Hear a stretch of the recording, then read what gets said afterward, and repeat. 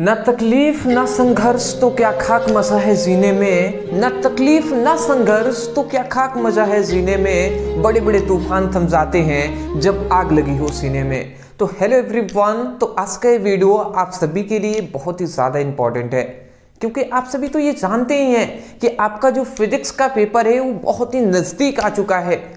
तो आज के इस वीडियो में हम क्लास 12 भौतिक विज्ञान का 2025 बोर्ड एग्जाम के लिए न्यू पैटर्न पे आधारित प्रश्न पत्र को आज के इस वीडियो में हम सॉल्व कराने वाले हैं।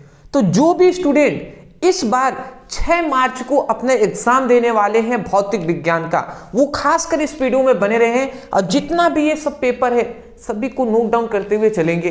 ठीक इसी प्रकार आपके बोर्ड एग्जाम में पेपर मिलने वाला है, ठीक है ना। यहाँ पे कुछ बेसिक बातें हैं। सबसे पहली बात तो ये आपके बोर्ड एग्जाम 2025 के लिए हम बता रहे हैं भौतिक विज्ञान का ये पेपर रहेगा, ठीक है ना। किसका? भौतिक विज्ञान का पेपर रहेगा नए पैटर्न पे आधारित। यहाँ पे पेपर कोड आपका होता है 70 नंबर का आपका प्रश्न पत्र होता है, 3 घंटे 15 मिनट में सॉल्व करना होता है। यहाँ पे नाम अनुक्रमांक लिखना होता है, इतनी बेसिक बात है आपको पता है। यहाँ पे नीचे क्या है, निर्देशांक दिए गए होते हैं, उसको चाहे तो आप पढ़ सकते हैं, उसमें कोई ज्यादा दिक्कत वाली बात नहीं है जी। आशा करता हूँ आप समझ गए होंगे। अब देखिए यहाँ से सबसे पहले तो हमारे से 6 ऑब्जेक्टिव क्वेश्चन पूछे जाते हैं। कितने? 6 ऑब्जेक्टिव क्वेश्चन, एक नंबर में। तो चलिए सबसे पहले ऑब्जेक्टिव क्वेश्चन को हम देखते हैं। यहाँ पे पहला हमारा ऑब्जेक्टिव क्वेश्चन यहाँ पे आता है कि किसी चालक की प्रतिरोधकता निर्भर करती है चालक के लंबाई पर या मोटाई पर या पदार्थ पर, या हम कह सकते हैं इनमें से किसी पर नहीं। तो याद रखेंगे कि जो चालक की प्रतिरोधकता होती है ना, वो याद रखेंगे पदार्थ पर निर्भर करती है। कोई भी पदार्थ है उस पर निर्भर करेगी चालक की प्रतिरोधकता, ठीक है। इस बात को आप याद रखेंगे। कभी कभी क्वेश्चन घुमाकर प्रतिरोधकता ना कहकर आपसे कह देगा कि किसी चालक के विशिष्ट प्रतिरोध निर्भर करता है चालक के, ठीक है ना। उसके बाद ये 4 ऑप्शन देगा, मतलब प्रतिरोधकता के जगह पर विशिष्ट प्रतिरोध भी कह सकता है। दोनों बात एक ही होता है, इससे कंफ्यूज नहीं होना है। समझ गए ना? चलिए जी, पहला समझ गए। दूसरा हमारा इंपॉर्टेंट यहाँ पे आता है कि किसी विद्युत चुंबकीय तरंगों के विद्युत एवं चुंबकीय क्षेत्र के सदिश E तथा सदिश B हैं तो तरंग संचरण की दिशा निरूपित होंगे।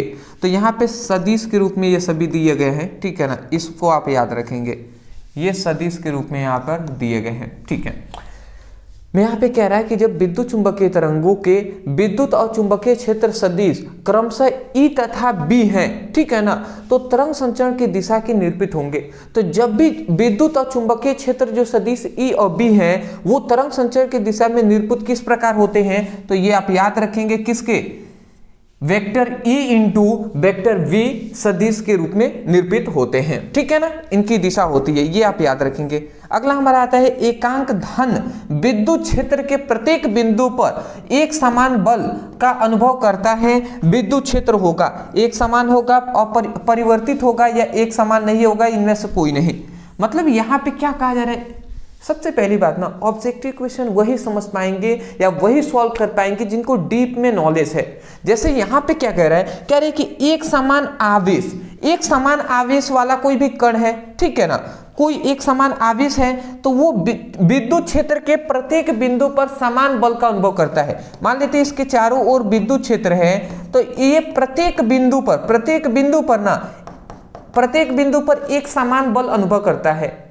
तो वहां पे कह रहा है वहां पर विद्युत क्षेत्र होगा, तो वहां पर विद्युत क्षेत्र, जब विद्युत क्षेत्र प्रत्येक बिंदु पर विद्युत क्षेत्र समान होगा, एक समान होगा, तभी तो उसका जो आवेशित कण है वो एक समान बल का अनुभव कर रहा है। इसका मतलब क्या है? एक समान विद्युत क्षेत्र है। जाहिर सी बात है, आशा करता हूं आप समझ रहे होंगे।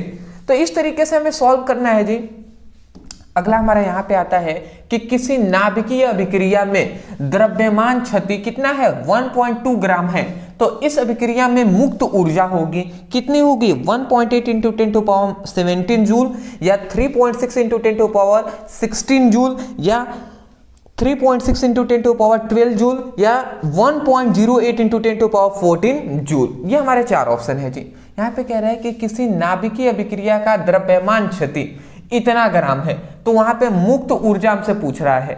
अरे भैया मुक्त ऊर्जा का हम आइंस्टीन के अनुसार E=mc², ये हम फॉर्मूला पढ़े हुए हैं कि नहीं पढ़े हुए हैं? बिल्कुल पढ़े हुए हैं। तो देखिए अगर इस पर हम मान पुटअप करते हैं तो E इसी मुक्त ऊर्जा का मान ज्ञात करना है। m द्रव्यमान कितना दिया है? द्रव्यमान क्षति है 1.2, तो 1.2 हमने लिख दिया।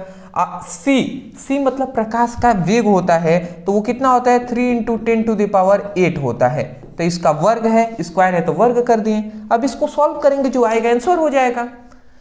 अब फिर भी मैं सॉल्व कर दे रहा हूं यहाँ पे अगर देखें तो 1.2। अच्छा एक और चीज यहाँ पे है, यहाँ पे द्रव्यमान क्षति किसमें? ग्राम में दिया है ना, तो कभी भी ग्राम में नहीं, हम केजी में लिखते हैं, ठीक है ना? इस बात को आप याद रखेंगे।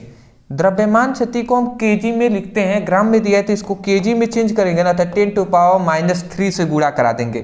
तो अब ये केजी में चेंज हो गया है, केजी में चेंज हो गया। उसके बाद इसका मान होता है 3 × 10⁸, और इसका वर्ग कर दिए। तो अब ये 1.6 ये इतना हो जाएगा, और ये 3 × 9 हो जाएगा, और ये 10⁻, 16 हो जाएगा। 8 दूना 16, तो ये 16 हो गया। अब हम इसका गुणा करा लेंगे। किसका किसका जी? ध्यान से अगर समझे तो इन दोनों का हम आपस में गुणा करा लेते हैं। तो अगर इसमें गुणा होगा तो 9 दूना 18, तो 8 हो जाएगा, हासिल 1, 9 1 कम में 9 1 10, तो 10 पॉइंट मतलब 10.8 हो जाएगा। और ये 10⁻³ है, 10⁻16 मतलब 16 है, तो 16 में से 3 चला गया ना, तो कितना बचेगा? 13 बचेगा। तो 10⁻, मतलब 13 बच गया, ठीक है। अब इतना जूल हो जाएगा आपका। तो देख लीजिए इतना कहीं दिया है जी 10.8, यहाँ पे देखिए यही आंसर आपका हो जाएगा। देख लीजिए यही आपका आंसर होगा। अब देखिए घुमा दिया है, यहाँ पे 10.8 × 10⁻14 हमने ज्ञात किया है। अब देखिए हम रूल से जानते हैं कि 10.8 × 10⁻13 है, इतना है ना जी ई का मान। अब हम दशमलव को एक अंक इधर अगर लाते हैं, तो अगर हमने दशमलव को एक अंक इधर लाया मतलब 1.08 किया, तो इसमें एक अंक बढ़ जाता है, 10⁻14 हो जाता है, ठीक है। ये गणित के रूल से हम जानते हैं, क्योंकि 10 का गुणा और भाग होता है। तो यही तो हमारा आंसर देखिए 1.08 × 10⁻14, और जूल आ गया, क्योंकि ऊर्जा का मात्रक जूल होता है। तो ये ऑप्शन सही हो जाएगा। समझ रहे हैं? देखिए एक इंपॉर्टेंट बात मैं बता दूं, देखिए समय लगता है, कोई भी चीज को समय लगेगा तभी जाकर कर पाएंगे। अब क्या है कि ऑब्जेक्टिव क्वेश्चन में देख रहे हैं भी इतना समय लग रहा है, तो आगे और भी बहुत सारे हमें लंबे लंबे क्वेश्चन मिलने वाले हैं लॉन्ग टाइम, तो उन सभी को तो सोल्व करना होगा ना। तो आसानी से आप समझिएगा। यहाँ पे फिर से कह रहा है कि प्रोटॉनों का संवेग होता है। अच्छा प्रोटॉनों का संवेग होता है h यहाँ पे भी नहीं है, ये म्यू है। hμc² या hμc होता है, या hμ होता है, या इनमें से कोई नहीं। प्रोटॉनों का संवेग बराबर क्या होता है जी? प्रोटॉनों का संवेग, यहाँ पे मैं लिख दूं फोटॉन का संवेग। फोटॉन का संवेग बराबर जानते हैं क्या होता है? फोटॉन का संवेग बराबर होता है फोटॉनों की गतिज द्रव्यमान, मतलब फोटॉनों की गतिज ऊर्जा, मतलब फोटॉन की गतिज द्रव्यमान अगुणे क्या होता है? फोटॉनों का वेग, फोटॉनों का वेग।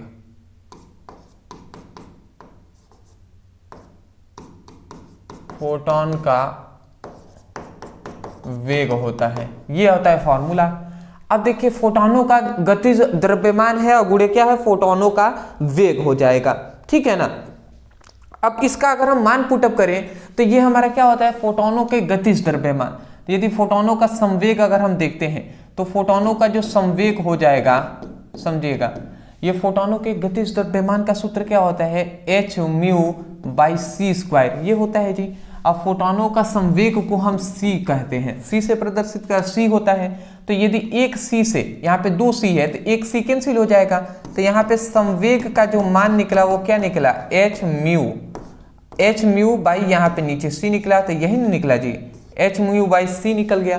तो यहाँ पे देख लीजिए hμ/c यहाँ पे दिखाई दे रहा है, तो ये हमारा ऑप्शन करेक्ट हो जाएगा। समझ रहे हैं? तो ये हमारा ऑप्शन हो जाएगा जी।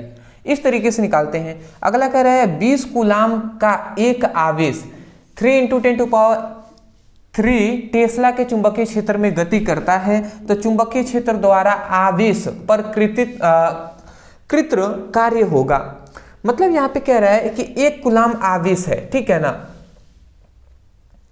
यहाँ पे अगर आप समझें तो कह रहा है कि 1 कूलाम आवेश है।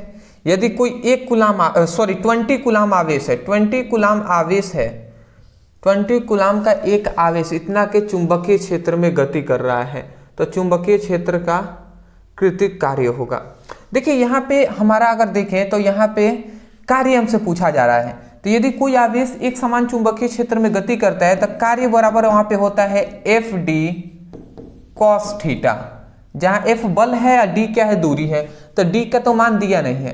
परंतु हम एक बात जानते हैं कि जब कोई आवेशित कण किसी चुंबकीय क्षेत्र में गति करता है तो वो उस पर लंबवत बल लगता है, ठीक है ना। यहाँ पे बल है तो लंबवत बल लगेगा, तो लंबवत यदि बल लगा तो वहां पे थीटा का मान 90 डिग्री लेते हैं, 90 डिग्री लेंगे। तो यदि F और ये क्या हो जाएगा, FD हो गया, और cos 90 यहाँ पे थीटा के जगह पर रख दें, cos 90 इक्वल टू होता है 0, तो F और D हो जाएगा और इसका मान 0। तो अब बताइए 0 अगर इन सभी में गुणा होगा तो W का जो मान निकलेगा वो तो 0 ही ना निकलेगा जी।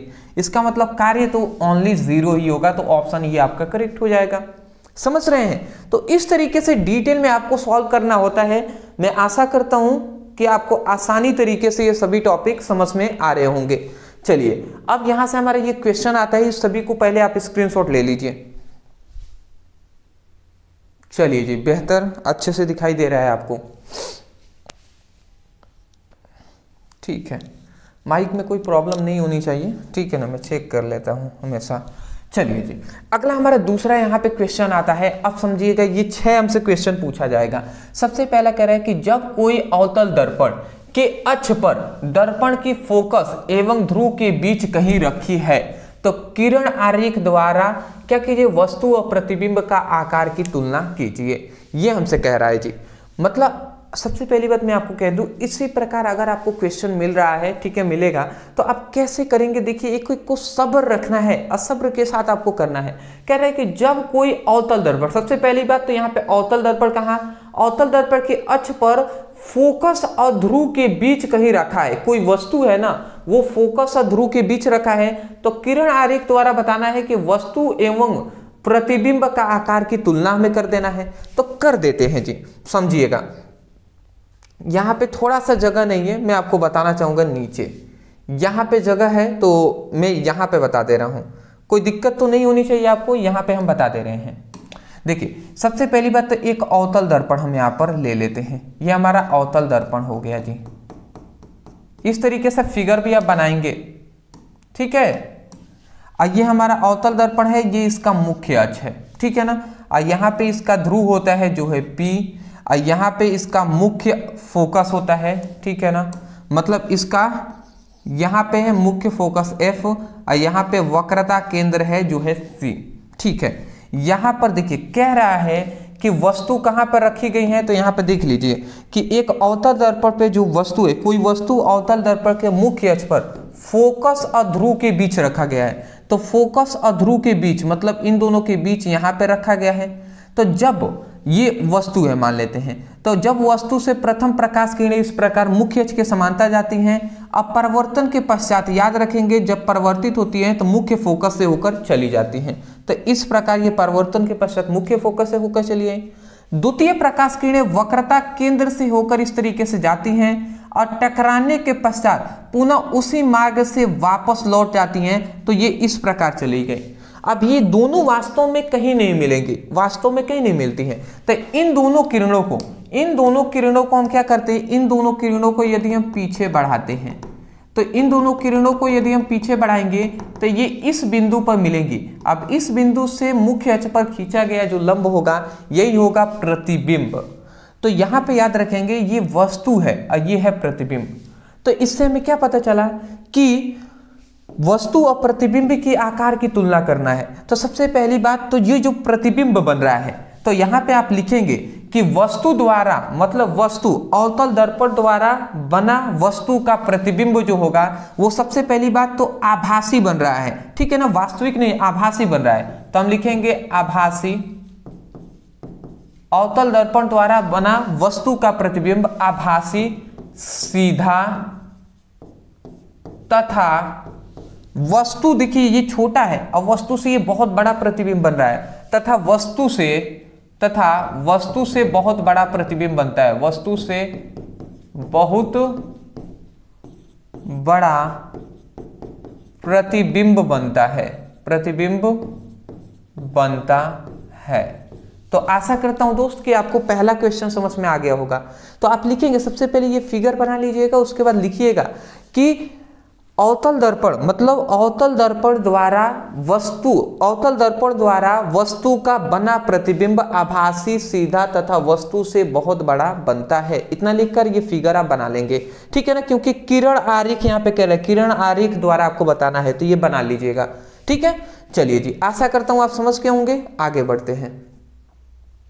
दूसरा हमसे यहाँ पे क्वेश्चन कह रहा है, ध्यान से समझेंगे, कह रहा है कि जब प्रकाश संवेदी सतह के लिए देहली आवृत्ति इतना दे दिया है तो कार्यफलन हमसे पूछा जा रहा है। देखिए देहली आवृत्ति मतलब म्यू का मान दे दिया है, म्यू नॉट का, ये देहली आवृत्ति का मान दे दिया है 8 × 10⁻⁻14, ये हमसे दे दिया गया जी, हर्ट्ज दे दिया है, और कार्यफलन पूछा जा रहा है। तो हम कार्यफलन का एक फॉर्मूला जानते हैं, क्या जानते हैं जी, ये आप याद रखेंगे, कार्यफलन,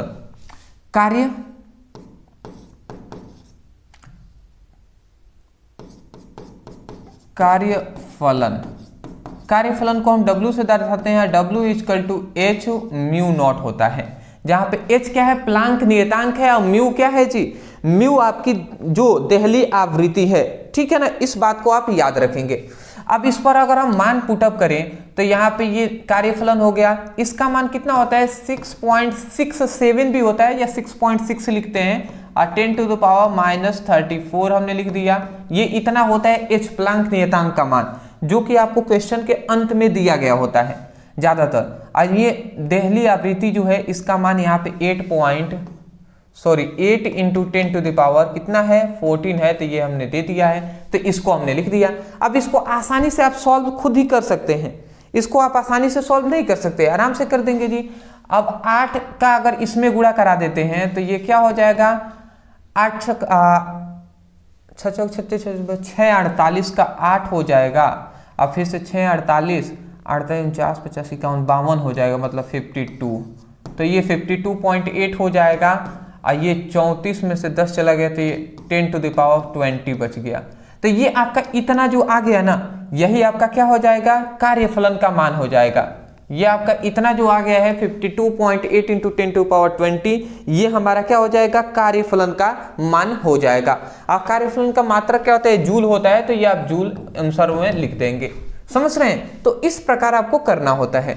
अगला हमारे कह रहे हैं कि पदार्थों का बंधन ऊर्जा प्रति न्यूक्लियन अधिकतम होती है, और वो कितनी होती है। यहाँ पे कह रहा है कि किस पदार्थ का बंधन ऊर्जा प्रति न्यूक्लियन अधिकतम होता है, मतलब बंधन ऊर्जा किस पदार्थ की अधिक होता है ये हमें बताना है, और यदि अधिक होता है तो वो कितना होता है ये हमें बताना है। तो याद रखेंगे बंधन जो ऊर्जा होता है ना, वो फेरस मतलब Fe का होता है, जिसे हम आयरन कहते हैं। आयरन का जो बंधन ऊर्जा होता है वो सबसे अधिक होता है, इस बात को आपको याद रखना है, ठीक है ना, इस बात को याद रखना है। और इसके जो कितना होता है जी, 8.8, ठीक है, मेगा इलेक्ट्रॉन वोल्ट इसका बंधन ऊर्जा होता है, या कहीं कहीं पर आपको दे देता है कि 8 किसी बुक में 8.79 मेगा इलेक्ट्रॉन वोल्ट ये बंधन ऊर्जा का मान देता है। तो आप उत्तर में लिख लेंगे ना, क्या लिखेंगे जी, कि आप लिखेंगे कि आयरन का बंधन ऊर्जा प्रति न्यूक्लियन सबसे अधिक होता है, और कितना होता है, तो आप लिख देंगे एक बंधन ऊर्जा, ठीक है ना, मतलब ऐसे लिखेंगे कि आयरन का बंधन ऊर्जा 8.8 मेगा इलेक्ट्रॉन वोल्ट होता है, इतना इसी तरीके से लिखेंगे जी।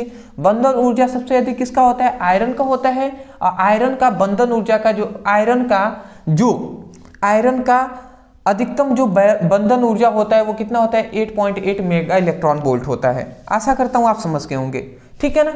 चलिए जी, इसको मैं इरेज कर दे रहा हूं। नेक्स्ट अगला यहाँ पे हमारा क्या आता है कि किसी विद्युत परिपथ में 1 वॉट शक्ति क्या अभिप्राय है। यहाँ पे 1 वॉट शक्ति किसे कहते हैं, तो देखिए यहाँ पे मैं आपको बता दे रहा हूँ कि 8 वॉट शक्ति किसे कहते हैं। शक्ति जो होता है, शक्ति P = W बाई क्या होता है T होता है। ये होता है जहां W क्या है कार्य है और T क्या है समय है और ये क्या है शक्ति है। तो यदि T जो है, T का हम 1 सेकेंड ले लेते हैं, समय जो है उसको अगर हम 1 सेकेंड ले लेते हैं, ठीक है, और जो कार्य है उसको हम 1 जूल ले लेते हैं, ठीक है ना।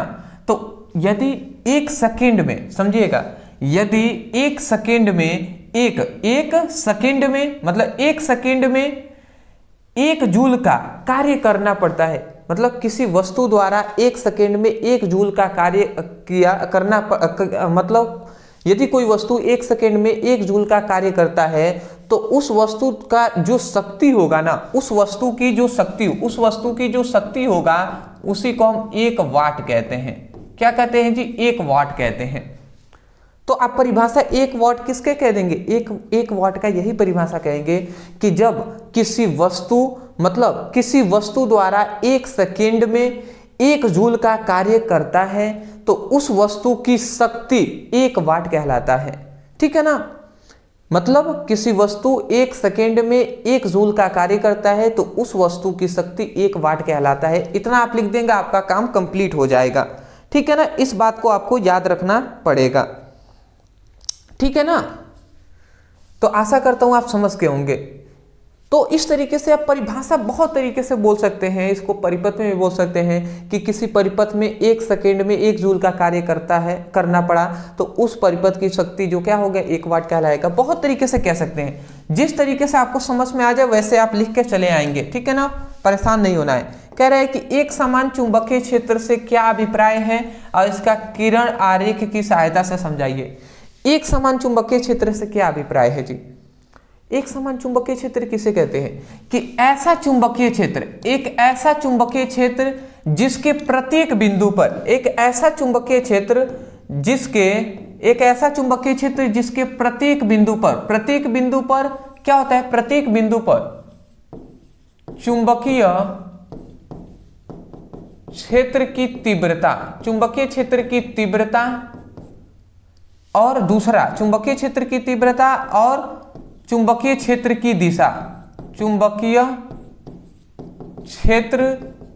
दिशा, क्या होती है, ये दोनों जब समान होता है ना, इक्वल होता है तो उसी को तो एक समान चुंबकीय क्षेत्र कहते हैं।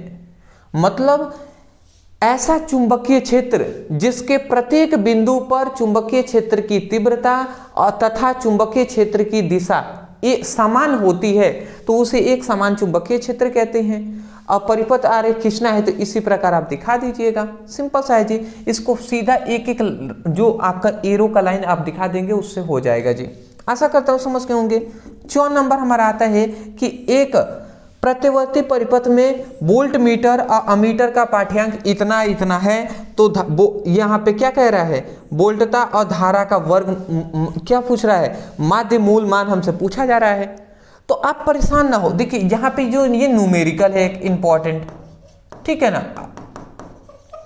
अब इस टाइप के न्यूमेरिकल जो भी आपके संपूर्ण किताब के मिलने वाले हैं, आज ये सुबह में आपको मतलब ये वीडियो मिल रहा है, आज शाम को आपको एक न्यूमेरिकल पे वीडियो मिलेगा जो कि संपूर्ण किताब के जितने भी इंपॉर्टेंट न्यूमेरिकल हैं उसको हम कराने का प्रयास करेंगे। अब मात्र वही न्यूमेरिकल हम कराएंगे जो आपके बोर्ड एग्जाम में रिपीटेड हुए हैं, ठीक है ना। तो आप तैयार हैं न्यूमेरिकल के लिए? न्यूमेरिकल के लिए यदि आप तैयार हैं तो कमेंट सेक्शन में आप न्यूमेरिकल के लिए आप बता दीजिएगा कि न्यूमेरिकल 1 वीडियो, ठीक है ना, कमिंग सून, ऐसे आप लिख देंगे, मैं बिल्कुल आने का प्रयास करूंगा, ठीक है ना। तो आशा करता हूं आप समझ गए होंगे, न्यूमेरिकल के लिए आप परेशान ना हो। तो ये हमारा सबसे पहली बात कंप्लीट होता है। अब फिर से यहाँ से तीसरा का हमारा क्वेश्चन स्टार्ट हो रहा है। कह रहा है कि वैद्युत द्विध्रुव के अक्षीय रेखा पर स्थित किसी बिंदु पर वैद्युत द्विध्रुव के कारण विभव का ज्ञात कीजिए। अब मतलब ये एक डेरिवेशन है कि अच्छी स्थिति पर वैद्युत विभव का व्यंजक, जो कि हमने बहुत बार कराया है। आप YouTube पे लिखिएगा अच्छी स्थिति पर वैद्युत विभव ब्रदर सर, इतना लिख कर सर्च कीजिए, वीडियो हमारा मिलेगा, वहां से पढ़ाई कर सकते हैं। उसमें यही ना फॉर्मूला हमने प्रूफ कराया था जी कि V = 1/4πε0 P/r², यही तो हमने फॉर्मूला प्रूफ कराया था। तो इसी फॉर्मूले को आप प्रूफ कर दीजिएगा आसानी से, ठीक है ना। चलिए जी, ये P क्या है? विद्युत द्विध्रुव आघूर्ण है। अगला कह रहा है कि ट्रांसफार्मर की कार्यकारी सिद्धांत लिखिए तथा ट्रांसफार्मर से होने वाली दो हानियां का उल्लेख कीजिए। देखिए, ट्रांसफार्मर की कार्य मतलब ट्रांसफार्मर का सिद्धांत क्या होता है जी? तो ट्रांसफार्मर हमने पढ़ाया था, अब कल ही हमने रात को वीडियो जो अपलोड किया था संपूर्ण किताब का, तो उसमें हमने ट्रांसफार्मर भी कराया था। तो उसमें हमने क्या बताया था जी? ट्रांसफार्मर जो होता है अन्योन प्रेरण के सिद्धांत पर कार्य करता है। ट्रांसफार्मर जो होता है वो अन्योन प्रेरण के सिद्धांत पर कार्य करता है। और जब किसी चुंबक और कुंडली के बीच आपेक्षीय गति हम कराते हैं, आपेक्षिक गति कराते हैं तो क्या होता है? तो कुंडली में चुंबकीय फ्लक्सों की संख्या में परिवर्तन होता है, जिसके कारण इस कुंडली में ही एक प्रेरित धारा उत्पन्न होती है। यही तो है ट्रांसफार्मर का सिद्धांत कि ट्रांसफार्मर अन्योन प्रेरण के सिद्धांत पर कार्य करता है। और जब किसी चुंबक और कुंडली के बीच आपेक्षीय गति कराते हैं तो कुंडली में चुंबकीय फ्लक्सों की संख्या में परिवर्तन होता है, जिससे कुंडली में एक प्रेरित धारा उत्पन्न होती है। यही आप बोल देंगे, कंप्लीट हो जाएगा जी। अगला आता है कि ट्रांसफार्मर से होने वाली दो हानियां लिखिए। सबसे पहली क्या है? ऊर्जा हानि, क्या कहते हैं हम, भंवर धारा, ठीक है ना। एक सबसे पहली बात तो भंवर धारा, ठीक है ना, भंवर धारा। तो भंवर धारा से सबसे पहली तो हानि एक क्या है? भंवर द्वारा क्या होती है? भंवर धारा के रूप में हानि होती है। और दूसरा क्या होता है कि जो हमारा तारमो के रूप में भी क्या होती है? तार्म की भी हानि होती है। एक तो तार्म की हानि, एक भंवर धारा की हानि होती है। तो ये दो हानियां हैं, इसको आप लिख लेंगे। अगला आता है विद्युत फ्लक्स को परिभाषित कीजिए। धनात्मक और ऋणात्मक विद्युत फ्लक्स किसे कहते हैं? तो हमने विद्युत फ्लक्स क्या बताया था कि जब किसी आवेशित पिंड के लंबवत आने वाले और जाने वाली समस्त विद्युत बल रेखाओं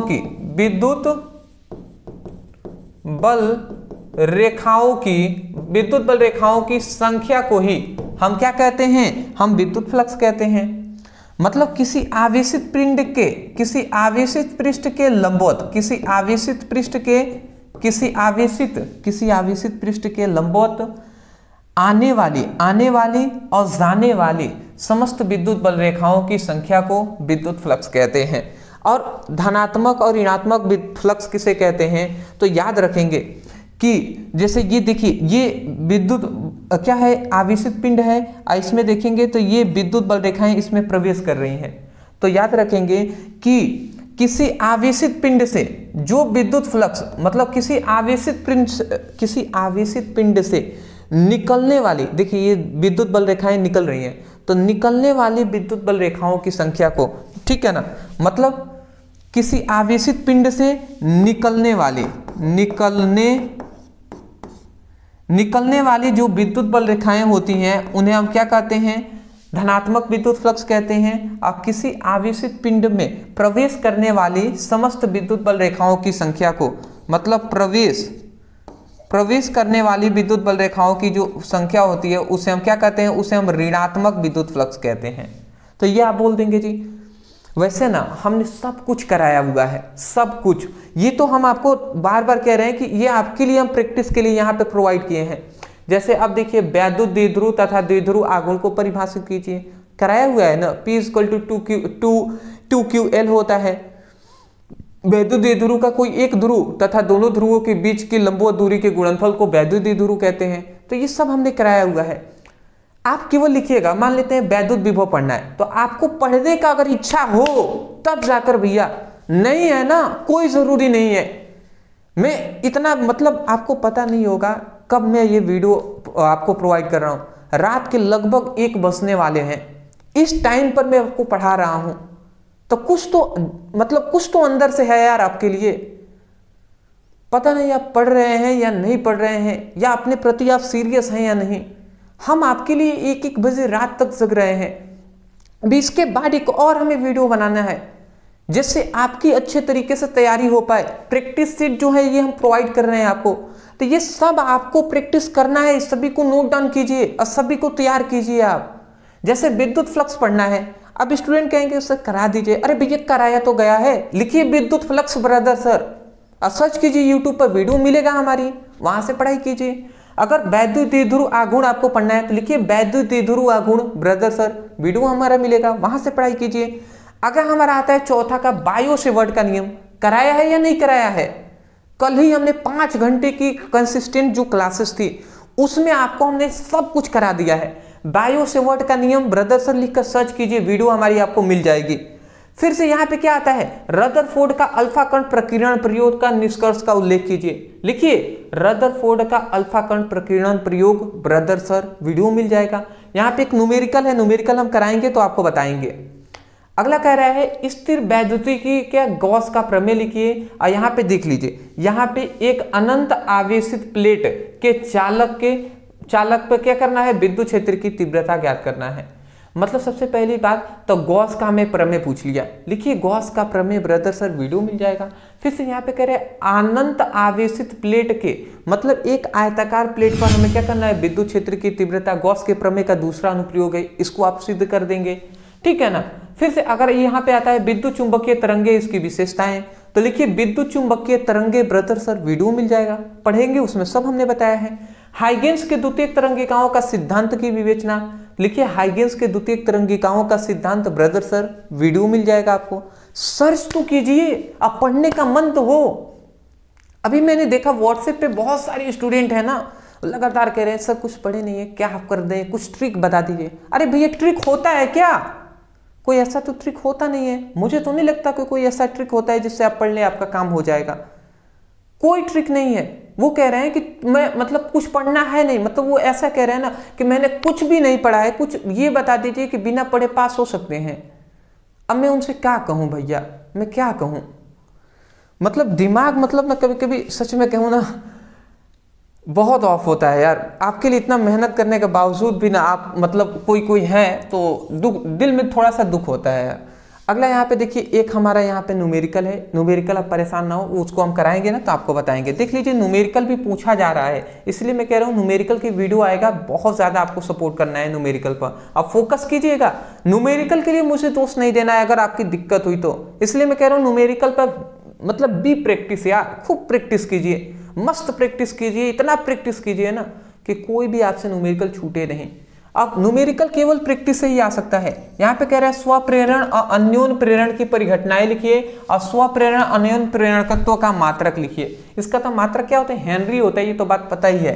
स्वप्रेरकत्व, यहाँ पे स्वप्रेरण और अन्योन प्रेरण आप लिखिए, स्वप्रेरण ब्रदर सर, वीडियो मिल जाएगा, अन्योन प्रेरण ब्रदर सर, वीडियो मिल जाएगा। सर्च तो कीजिए। यहाँ पे कह रहा है देखिए, एक यहाँ पे कह रहा है, देखिए यहाँ पे एक न्यूमेरिकल है, न्यूमेरिकल परेशान ना हो, ये भी आपका न्यूमेरिकल ही है, ठीक है ना, ये भी आपका न्यूमेरिकल ही है, ठीक है ना। तो ये सब हम कराएंगे जब न्यूमेरिकल अभी हम आज शाम को मिलने वाला है। तो यहाँ पे कह रहा है हाइड्रोजन के उत्सर्जन एवं अवशोषण वर्णक्रम कब प्राप्त होता है, हाइड्रोजन के ऊर्जा स्तरों के आरेखों को स्पष्ट कीजिए। यहाँ पे ये जानते क्वेश्चन ये घुमा दिया, ये जानते, ये बताइए क्वेश्चन कौन सा है?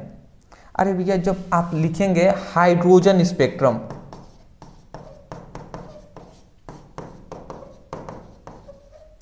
ठीक है ना, हाइड्रोजन स्पेक्ट्रम सर्च कर लीजिएगा, hydrogen spectrum brother sir, video मिलेगा, उसमें लाइमन श्रेणी, बामर श्रेणी, फुंड श्रेणी ये सब पढ़ा है, वही आप लिख देंगे ना, वही को इसको घुमा कर कहा है, तो क्वेश्चन भी पकड़ने आना चाहिए आपको। तो इस तरीके से ये आप सॉल्व कर देंगे। फिर से यहाँ पे देखिए अगला आ रहा है हमारा कि यहाँ पे क्या आ रहा है कि डी ब्रोगली तरंगदैर्घ्य के मतलब द्रव्य तरंगों की परिकल्पनाएं समझाइए तथा न्यूटन की गति के इतना। फिर से कह रहा है कि डी ब्रोगली तरंगदैर्घ्य क्या होगा, मतलब डी ब्रोगली तरंगदैर्घ्य ब्रदर सर, सर्च कर लीजिए, वीडियो मिल जाएगा, उससे आप पढ़ लेंगे, आपको समझ में आ जाएगा। फिर से यहाँ पे कह रहे हैं एम्पियर के परिपथीय नियम लिखिए, एम्पियर का परिपथीय नियम ब्रदर सर वीडियो मिल जाएगा।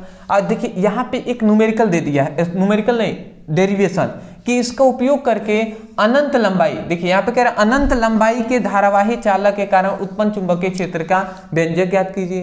तो आप लिखिए अनंत लंबाई के धारावाही चालक के पर उत्पन्न चुंबकीय क्षेत्र का व्यंजक ब्रदर सर वीडियो मिल जाएगा। ये तो हमने कराया हुआ है, ये तो कराया है ना, बिल्कुल कराया है। अभी हमने डेरिवेशन जब कराया था तो उसमें हमने कराया था, मुझे याद है। अगला देखिए, ये हमारे लिए मतलब मोस्ट इंपॉर्टेंट है, वीवीआई है, इसको नोट डाउन कर लीजिएगा। कह रहा है कि पीएन संधि डायोड का अग्रदिशिक और पश्चदिशिक अभिनति का प्रतिरोध क्या होता है। और यहाँ पे देखिए अर्धतरंग डायोड दृष्टिकारी परिपथ का आरेख खींचिए और इसकी कार्यविधि का विवरण कीजिए। सबसे पहले अग्रदिशिक है या आपसे कह दे अग्र अभिनति, ठीक है ना। पश्चदिशिक कहे या आपसे उत्क्रम अभिनति भी कह सकता है, उत्क्रम अभिनति भी कह सकता है, ठीक है ना। तो अगर अग्र अभिनति और उत्क्रम अभिनति आता है तो इसको हमने पढ़ाया हुआ है, आप लिखिएगा पीएन संधि डायोड के लिए अग्र अभिनति ब्रदर सर सर्च कर लीजिए, एक वीडियो मिलेगा, उसमें अग्र अभिनति उत्क्रम अभिनति को पढ़ाया है, इसको पढ़ लेंगे। उतना लिखने के बाद फिर से यहाँ पे एक आ रहा है अर्धतरंग दृष्टिकारी भी पूछ लिया है, मतलब इसमें 2 क्वेश्चन साथ ही पूछा है। तो अब फिर से लिखेंगे कि पीएन संधि डायोड के लिए अर्धतरंग दृष्टिकारी ब्रदर सर, उतना सर्च करेंगे ना, फिर एक वीडियो मिलेगा। तो अर्धतरंग दृष्टिकारी के बारे में पूरा बताया है, तो उसको पूरा लिखेंगे तब आपको 5 नंबर ये मिलेगा, समझ रहे हैं। तो इसमें 2 क्वेश्चन एक ही साथ ऐड कर दिया है। फिर से यहाँ पे देखिए, यहाँ पे अगला कह रहा है कि किसी गोलीय अवतल पृष्ठ के लिए प्रकाश का अपवर्तन का सूत्र लिखे। मतलब गोलीय अवतल पृष्ठ कह रहा है या केवल गोलीय पृष्ठ भी कह सकता है, ठीक है ना। तो गोलीय अवतल पृष्ठ के लिए अपवर्तन का सूत्र लिखिए, गोलीय अवतल पृष्ठ के लिए अपवर्तन का सूत्र ब्रदर सर सर्च कीजिए, वीडियो मिलेगा। ये एक इंपॉर्टेंट डेरिवेशन है, न्यूमेरिकल है, वो हम करा देंगे। यहाँ पे अगर आप देखें, यहाँ पे कह रहा है कि अपवर्तनीय खगोलीय दूरदर्शी का किरण आरेख खींचिए, अंतिम प्रतिबिंब स्पष्ट दृष्टि से न्यूनतम दूरी पर बनता है तो आवर्तन क्षमता का व्यंजक भी स्थापित कीजिए। तो आप लिखिए अपवर्तनीय, मतलब यहाँ पे अपवर्तनीय कहे या मोस्टली याद रखेंगे खगोलीय दूरदर्शी, आप लिखिए खगोलीय दूरदर्शी ब्रदर सर, वीडियो आपको मिलेगा, इसको पढ़ लीजिए। संयुक्त सूक्ष्मदर्शी पढ़िए, खगोलीय दूरदर्शी, परावर्तीय दूरदर्शी सब पढ़ लीजिए, आपको आराम से हो जाएगा जी। ऐसा नहीं है कि हमने नहीं कराया है, मैं आपको रिपीट कर दे रहा हूं, सब हमने कराया हुआ है, बता रहा हूं कि आप ऐसे पढ़ सकते हैं खगोलीय दूरदर्शी, ठीक है ना। ये मतलब पढ़ाई अभी से भी मन लगा देंगे ना तो कुछ ना कुछ तो हो ही जाएगा दोस्त। यहाँ पे कह रहा है संधारित्र क्या होता है, और फिर से समांतर प्लेट संधारित्रों के व्यंजन का व्युत्पन्न ज्ञात कीजिए। और यहाँ पे कह रहा है कि प्लेटों के मध्य यदि परावैद्युत पदार्थ हो तो उसकी धारिता कैसे बढ़ा सकते हैं। ये इंपॉर्टेंट डेरिवेशन अभी हमने वीडियो एक प्रोवाइड किया था आज ही, मतलब जब आप कल मैंने जब वीडियो देख रहे हैं ना उससे पहले दिन हमने एक वीडियो प्रोवाइड किया था 15 इंपॉर्टेंट डेरिवेशन, उससे पहले एक इंपॉर्टेंट डेरिवेशन का वीडियो बनाया था, तो उसमें समांतर प्लेट संधारित्रों की धारिता के लिए व्यंजक प्राप्त किया था। तो आप लिखिए समांतर प्लेट संधारित्रों की धारिता का व्यंजक ब्रदर सर, इतना लिख के सर्च कीजिए, वीडियो मिलेगा, वहां से आपको सब समझ में आ जाएगा। फिर से यहाँ पे अथवा में कह रहा है हाइगेंस के द्वितीयक तरंगिकाओं के सिद्धांतों की सहायता से अपवर्तन की व्याख्या लिखिए। हाइगेंस के द्वितीयक तरंगिकाओं के सिद्धांत की सहायता से अपवर्तन की व्याख्या ब्रदर सर, यहाँ तक लिख के, यहाँ से यहाँ तक लिख कर और सर्च कर लीजिए, वीडियो मिल जाएगा। बोलने तो आता है ना, माइक के ऑप्शन पे क्लिक करके भी बोल देंगे ना तब भी मिल जाएगा हमारी वीडियो। बीडस्टोन सेतु क्या होता है पूरा आपको एक्सप्लेन करना है, लिखिए बीडस्टोन सेतु ब्रदर सर, वीडियो मिल जाएगा। यहाँ पे वैद्युत द्विध्रुव के कारण अच्छी स्थिति पर विद्युत क्षेत्र की तीव्रता, इंपॉर्टेंट डेरिवेशन है, ये हमने कराया हुआ है, तो ये भी आप कर लीजिएगा। सब कुछ दोस्त ना केवल आपके ऊपर है, आप कितना कर पाते हैं। यदि आप अभी से भी अपने लिए कुछ मेहनत कर लेते हैं तो वही बेनिफिशियल रहेगा, बेटर रहेगा। तो ये हम आपके लिए प्रोवाइड किए हैं, ये आपका पेपर या परेशान हो, ये पेपर आपको टेलीग्राम में आपको मिल जाएगा। इसको कम्प्लीटली आपको प्रैक्टिस करना है और सॉल्व करना है। आपको लगभग 2-3 हम मॉडल हम कह सकते हैं ऐसा प्रैक्टिस सेट वाला हम आपको प्रोवाइड कर रहे हैं। ऐसे आप प्रैक्टिस सेट इससे जरूर कीजिएगा, ठीक है ना। और कितना आ रहा है ये आपको सोचना है, समझना है। डिस्क्रिप्शन बॉक्स में व्हाट्सएप ग्रुप और टेलीग्राम का लिंक है, वहां पे जरूर ज्वाइन होंगे। वहां पे जो भी हेल्पफुल आपके लिए होंगे वो प्रोवाइड किए जाएंगे। दूसरी बात मैं ये कहूँगा, इंस्टा पे फॉलो कर लीजिएगा, डिस्क्रिप्शन बॉक्स में लिंक है। चैनल पे यदि नए हैं, चैनल को सब्सक्राइब नहीं किए हैं, तो आपके लिए थोड़ी सी मेहनत किया जा रहा है, तो चैनल को जरूर सब्सक्राइब कर दीजिएगा, क्योंकि आपके सपोर्ट की हमें बहुत ज़्यादा आवश्यकता है। Thank you so much for watching this video. Thank you.